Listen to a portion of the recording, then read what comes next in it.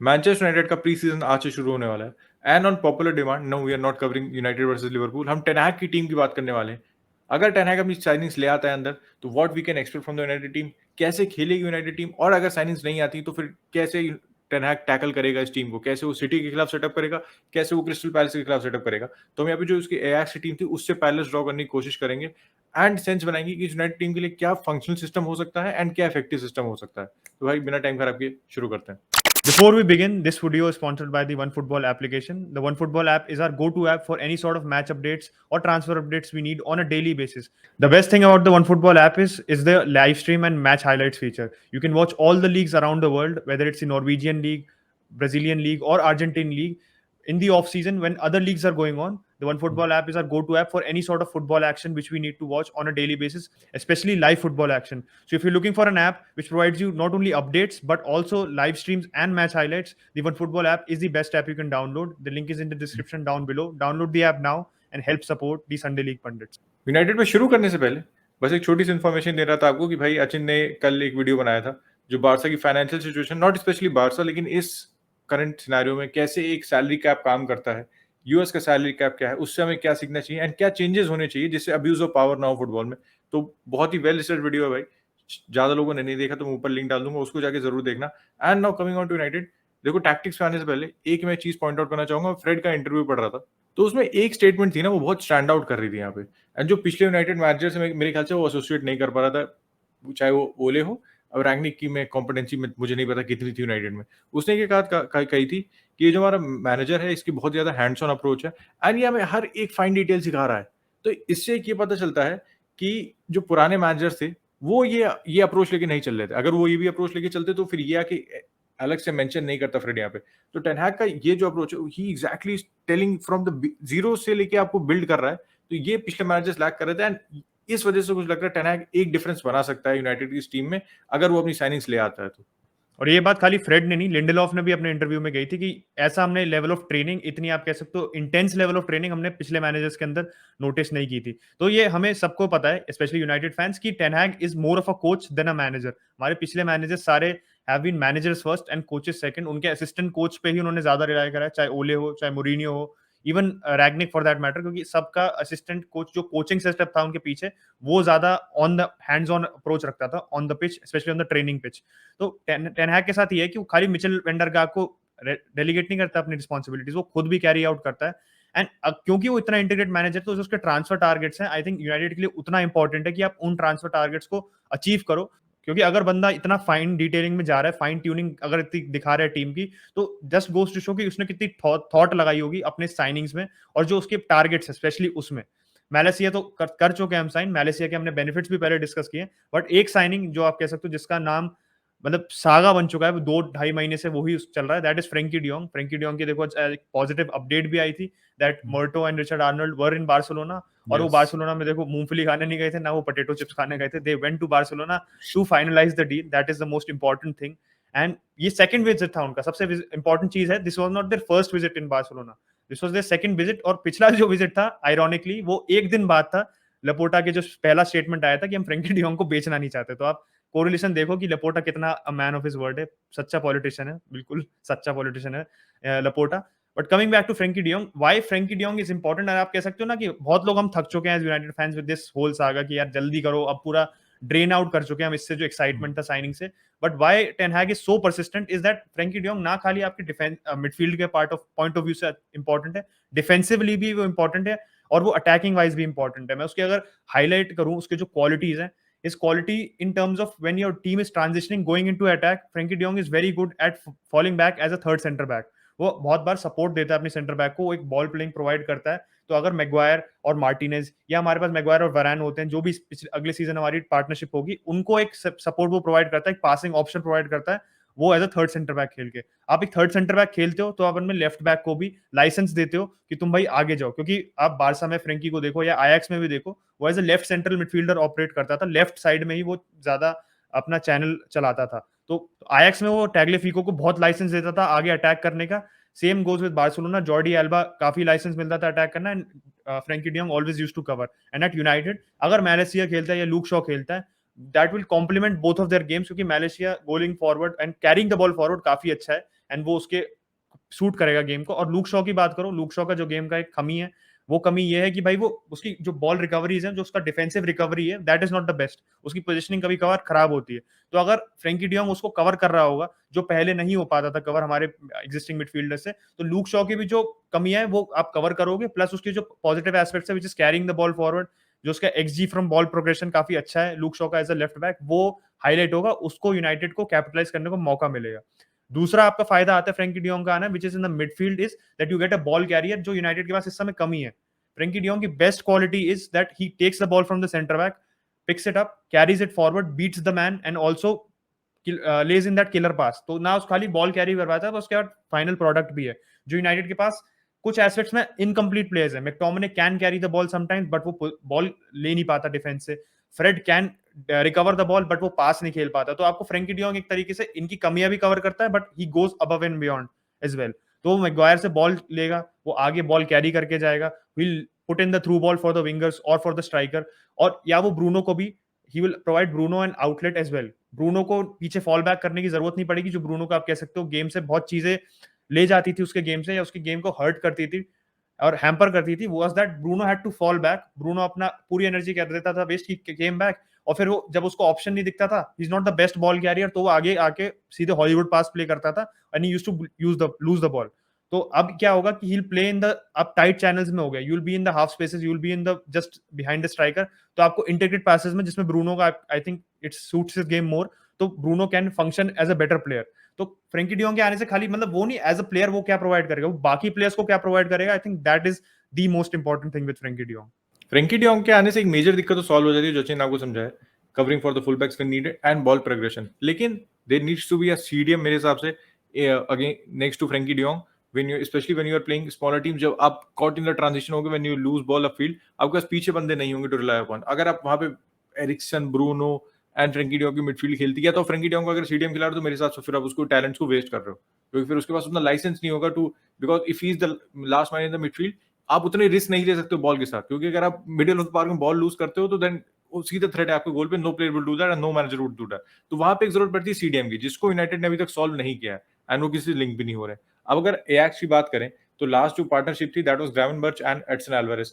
Edson Alvarez के role पे मैं ऐसे थोड़ा फोकस करना चाहूंगा, क्योंकि एल्वारेज के अगर आप नंबर्स देख लो भाई, his tackling numbers, his interception numbers, overall his defensive numbers are one of the best। और मुझे पता है बहुत ही डोमिनेंट टीम में खेल रहा है भाई वो, इन द एडवर्टीजी, जो बहुत ही कॉम्पिटिटिव लीग नहीं है, लेकिन स्टिल आपको एक आउट एंड आउट डिस्ट्रॉयर चाहिए टेन हैग की जो करंट सिस्टम है उसमें खेलने के लिए, if you are playing in 4-2-3-1।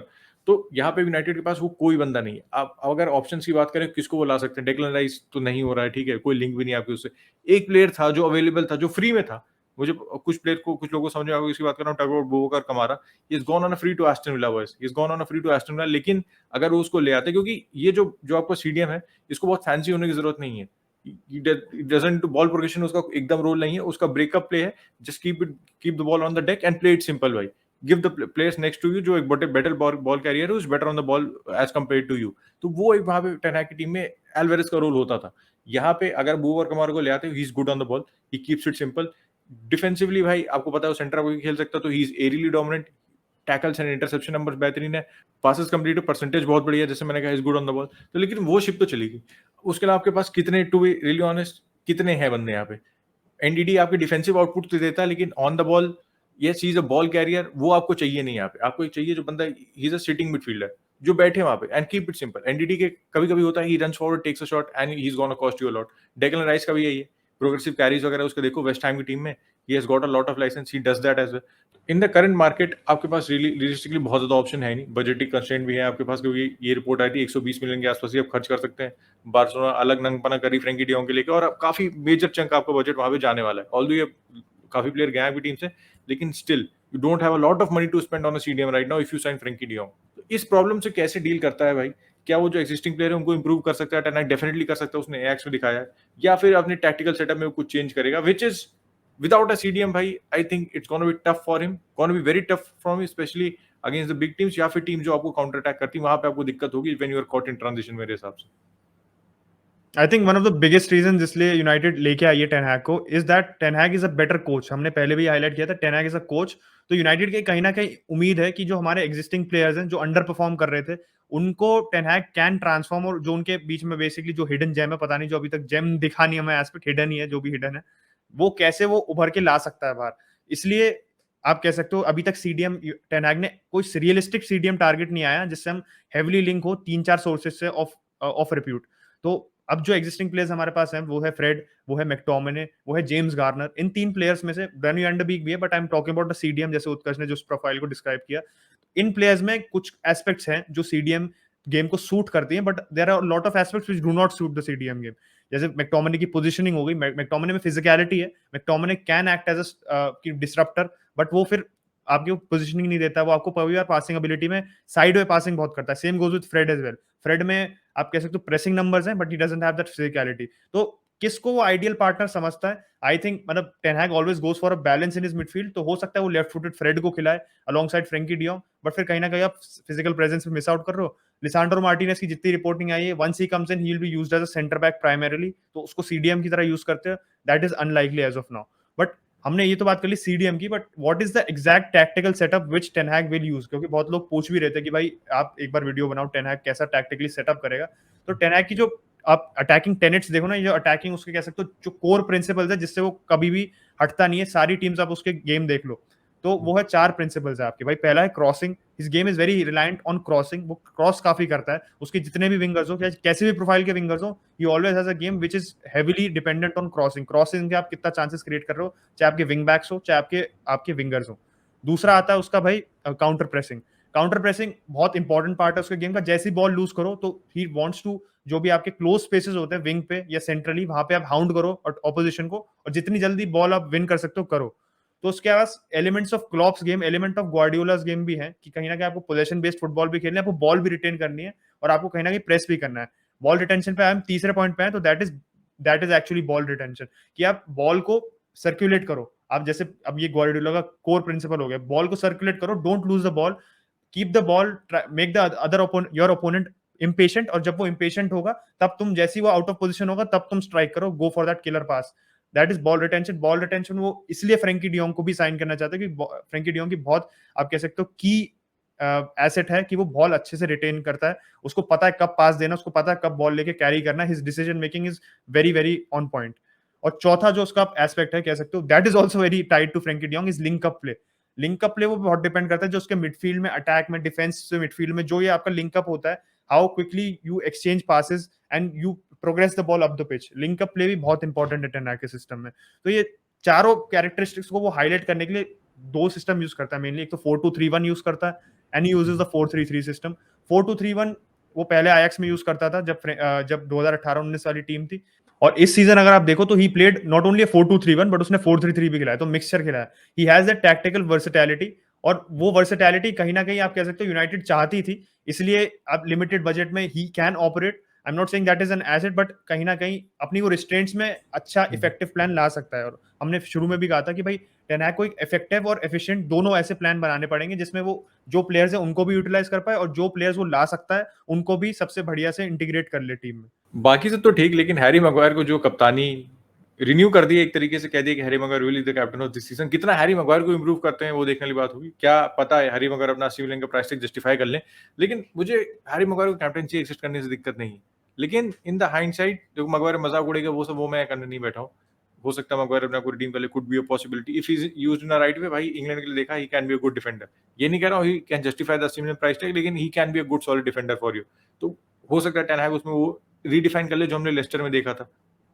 अब बात करें भी कैप्टनसी वाले इशू से, एक ये चीज निकल के आती है कि आपको याद है कि यूनाइटेड के जो भाई ड्रेसिंग रूम था उसमें ग्रुप्स बन के चुके थे।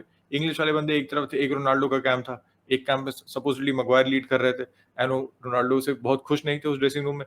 तो अब क्या मैग्वायर को कैप्टनसी रीअफर्म करना कि मैग्वायर ही नेक्स्ट सीजन कैप्टन रहेगा, ऑल्दो उसने बोला है अपनी प्रेस कॉन्फ्रेंस में कि Ronaldo is here to stay, and ये कोई मैनेजर नहीं बोलेगा कि रोनाल्डो जाने वाला है। ठीक है, ये तो जब तक वो चला नहीं जाएगा तब तक कोई मैनेजर नहीं बोला कि Ronaldo is going to leave the club.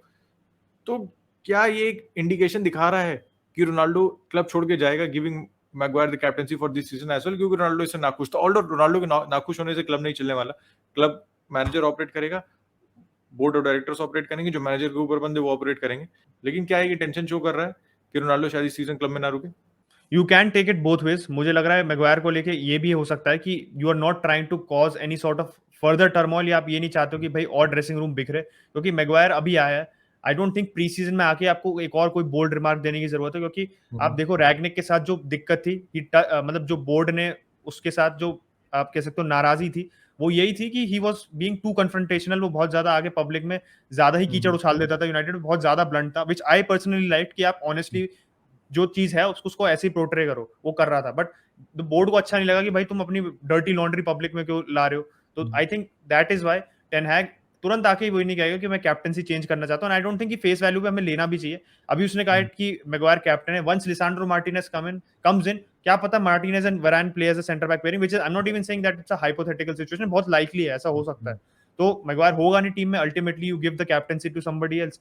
अभी राइट नाउ आई थिंक ठीक है, ही प्लेड इट सेफ। उसने बोला एक आध चीज है, मेरे को बस लगा कि ये थोड़ा उसको या तो ये किसी ने फीड किया गया कि he is been very successful captain. तो मैं सक्सेस किस में मेजर होती है, नंबर ऑफ अपीयरेंसेस में मेजर होती है। तो yes, Maguire has definitely won that championship, but in terms of proper trophies Maguire ने कुछ नहीं जिताया अभी तक यूनाइटेड को, एंड उसकी कैप्टनसी में कमियां बहुत उभर के आई हैं। यस, इंग्लैंड के लिए भी वो वाइस कैप्टन है, he has that apparently captaincy material, but I am being very honest, मैंने एज अ यूनाइटेड फैन उसको कभी नहीं ऐसा एज अ कैप्टन अपने आप को असर्ट करते हुए नहीं देखा। ये नहीं देखा मैंने कि भाई हाँ ये ऐसा बंदा है जो स्टैंडर्ड सेट करता है टीम में और अपनी परफॉर्मेंस से दूसरों को इंस्पायर करता है। एक और देखने वाली बात ये होगी प्री सीजन में कि who plays as a striker, क्योंकि ब्रूनो को फॉल्स साइन में यूज करने की बात थी, जैसे उसने टेडिस को कुछ साल पहले यूज किया था, या फिर एंथोनी मार्शियल की कमबैक हो सकती है, रिटर्न ऑफ द किंग, या maybe he could use Rashford there, क्योंकि उसके अलावा आपके पास और कोई ऑप्शन बच नहीं रहा है। ब्रॉबी से कोई लिंक, मतलब देयर वाज नो, मतलब कोई बेसिस नहीं था उस लिंक का, और खाली मीडिया रूमर से एक तरीके से कह सकते हो, या शायद बस इंक्वायर किया होगा, कुछ फॉलो अप नहीं किया यूनाइटेड ने,